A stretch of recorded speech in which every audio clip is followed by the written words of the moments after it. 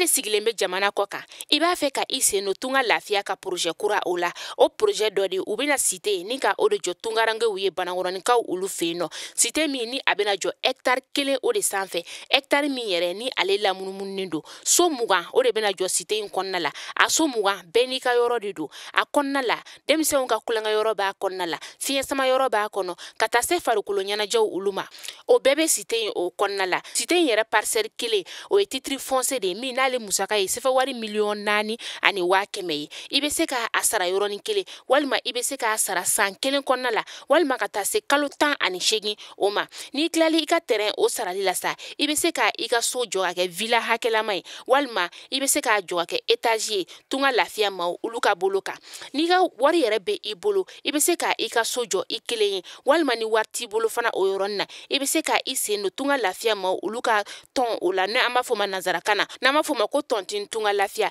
walasa ka se ka I ka so ale jɔ cité o kɔnɔna la o t'a bannen dɛ tunga lafiya ma o bɛna tila ka immeuble fana jɔ cité in kɔnɔna la immeuble min n'i bɛ se ka appartement o san chambre 3 de b'a kɔnɔna la ale ni salon 1 a musaka bɛ t'i jɔ sefa wari 15,000,000 la ka taa se sefa wari 17,000,000 ma I bɛ se ka o fana sara dɔɔni fo ka taa se san 2 ani tila ma.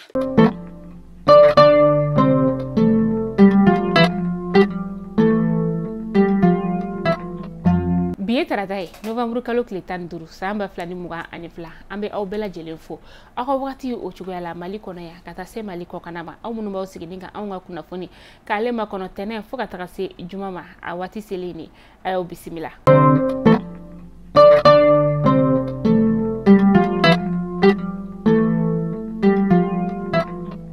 Kunnafoni daminɛ la bi an ka ministre min bɛ yen ni ale ɲɛsinnen bɛ an ka jamana ni jamana wɛrɛ koɲabɔ olu ɲɛnabɔli ma ni o ye Abdoulaye Diop ye ale y'a yira k'a fɔ juma tɛmɛnen novembre kalo tile 11 san 2022 ko Moscou kɔni ye sɛbɛnfura kɛrɛnkɛrɛnnen bila ka na di anw ka cɛmancɛ fanga jamana marabaga ma ni o ye colonel Assimi Goïta ye k'a fɔ ko Rusi jamana ɲɛmaa kɔni bɛ fɛ a sen ka ye sommet min n'a bɛna kɛ Rusikaw fɛ yen ni o ye sommet Rusa Afrique ye ko min n'ale bolodalen do juillet kalo san 2023 n'a bɛna kɛ Saint Petersburgkaw olu fɛ yen ko Rusi jamana ɲɛmaa kɔni bɛ fɛ anw ka jamana ɲɛmaa ale sen ka ye o kɛnɛ kan.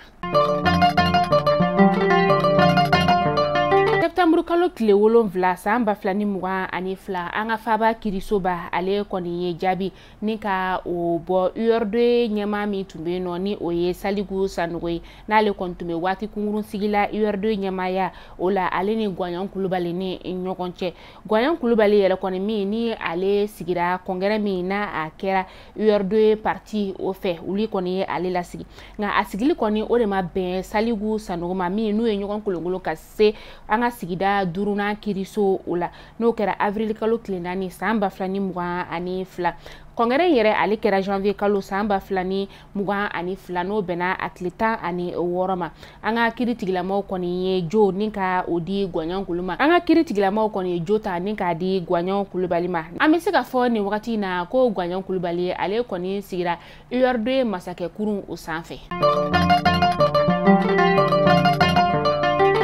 Kɛlɛkɛcɛw ni o ye an ka finitigilakaw ye novembre kalo tile 10 tɛmɛnen olu kɔni ye bagan 600 ni ka o de minɛ Somadugu ale bɛ Mopti o mara la ni bagan ninnu yɛrɛ kɔni bɛ tali kɛ misi ka taa se saga ale ni bakɔrɔni o ma fo ka taga a se fali o ma u ye nin bagan ninnu kɔni u y'a ta ni ka a lasegin dugu marabagaw olu ma juma tɛmɛnen u daga yɔrɔ min bɛ yen ni ale bɛ wele ko Sufurula ye ni baara in yɛrɛ kɔni bɛɛ lajɛlen kɛra fɛn min ye opération Maliko secteur 4 ale ɲɛmaa ɲɛna n'o y'a commandant n'o ye Amadu Ture ye fɛn min ye maire ye n'o ye Soyi maire ye n'ale tɔgɔ ye Baba Jalo ale kɔni y'a ka nisɔndiya ni ka o yira kosɛbɛ k'a yira k'a fɔ ko ni bagan ninnu kɔni yeli kɛra bonyaba ye olu ma k'ale yɛrɛ kɔni y'a ka bagan dɔw yɛrɛ ye bagan ninnu olu cɛla a ye foli kɛ ni ka ɲɛsin an ka finitigilakaw olu ma k'a sababuya kɛ ko kabini olu ka bagan tunu kɔni daminɛna ko nin ye a siɲɛ fɔlɔ ye bagan ka ye ka tila ka na a segin olu ma maire n'o ye Baba Jalo ye a ye weleweleda bila ka ɲɛsin dugulamaw olu ma ko bɛɛ lajɛlen k'a lajɛ ni ka kuma ni finitigilakaw ye walasa u ka dugu ale bɛ se ka suma. Kunu tɛnɛ novembre kalo tile 14 san 2022 an balima kerecɛnnakaw ni o ye a katoliku ye a ma 247 olu kɔni taama sira ni ka o ta kitakaw olu feno u bɛna taa u ka hiji ta ko 51 na baaraw ni ka olu kɛ ni taamaden nunu yɛrɛ kɔni u bilasirala ni maa minnu ye sa o de ye prêtre 2 ka taga se masseur 2 o ma a baara in yɛrɛ kɔni taama sira donna u kɔrɔ église kɔnɔna la ni o ye catholique église n'a bɛ katikaw olu feno a baara bɛɛ lajɛlen kɛra katimɛri ale ka yamaruya o kɔnɔna la k'aw ladɔnniya k'a fɔ ko hiji baaraw yɛrɛ kɔni bɛna daminɛ novembre kalo tile 19 ka taa kuncɛ a tile 20 na san 2022 Notre Dame ale senkɔrɔla la an ka ba Maliba o kɔnɔna la yan. Juma tɛmɛnen maa 3 olu kɔni fagara bingani wale dɔ kɔni o taara ka dugu dɔ sɛgɛrɛ ni o ye Tayilabo ale ni Kaso Bugu dugu o la ni dugu kɔfɔlen ninnu bɛ Sege sigida o la Sege ale bɛ bankasi o lamini na maa dɔw ka fɔla sa ko maa marafɛntigi la kodɔnbali dɔw de kɔni nana u ka dugu o kɔnɔna la ni ka u ka sɛnɛkɛfɛnw ka tasuma don olu la k'olu jeni ka tila tuguni ka u ka dugu filenkolonci k'a dakolonci u taara n'u ka baganw bɛɛ lajɛlen ni dugu kɔfɔlen 2 ninnu yɛrɛ kɔni dugulamaw bɛɛ bolila ka bɔ dugu kɔnɔ. Sengana kitakaw feno kokura fɛn min ye ni wagati na sokɔnɔ bagan boloci kɔni o daminɛna olu feno dɔgɔkun tɛmɛnen na bana minnu ni a bɛ baganw sɔrɔ sokɔnɔ n'a bɛ kɛ sababu ye ka yɛlɛma a kɛra dugu mun na sa o de ye Sortabugu ale bɛ Sebekoro sigida o la ni bagan boloci ninnu kɔni a bɛna kɛ u ka bagan mun na sa o de ye saga ka taa se bakɔrɔni olu ma a laɲini ye fɛn min ye sa o de ye ka se ka bagan ninnu ni ka olu kisi bagan banaw olu tɔɔrɔ ma sigida 459 de kɔni bɛ yen nɔ ni bagan boloci ninnu bɛna kɛ olu kelen-kelenna bɛɛ lajɛlen na.